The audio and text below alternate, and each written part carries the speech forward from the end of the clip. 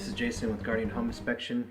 I'm underneath I'm in the kitchen looking at underneath the cabinet and got some suspicious activity going on. I wanted to show you a few things. Underneath the sink here in the kitchen, you can see that there's stains, and we're going to turn the water on here and check this faucet. This faucet is loose. The water can get underneath this area right in here and leak back into the inside of the cabinet. We'll check these things right here, see if they spray correctly. Get some water going. We'll obviously run the hot water too. We'll turn on the garbage disposal, make sure that we can actually hear that the motor's working correctly, and then we'll put the spotlight on the area in question, and hopefully that's really visible for you. We see past or present, we see stains inside the cabinets all the time. There's hardly ever a cabinet that doesn't have one, but the stains tell you where the water is going to be, and so we'll just be prepared. A lot of times there'll be just a loose fitting, so sometimes it's just easier to turn this if that's what the case is. I'll check these others. These ones seem to be tight. Check this fitting over. Oh, sorry, you can't see everything.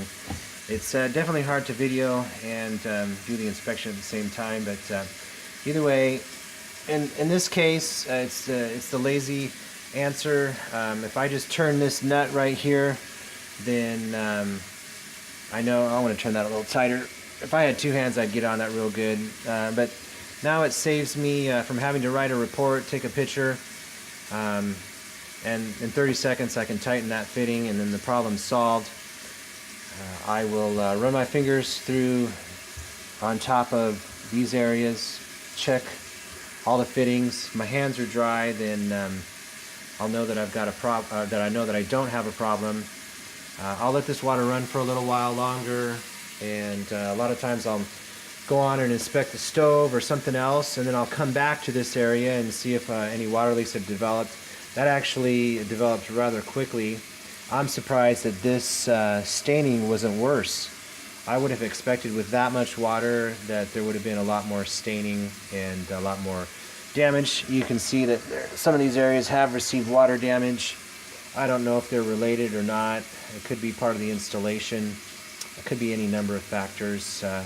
When there's water that leaks into the cabinet, the next thing you got to really be concerned about is there mold growing on back in there.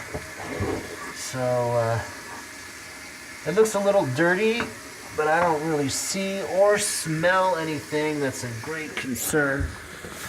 Then we'll look in here.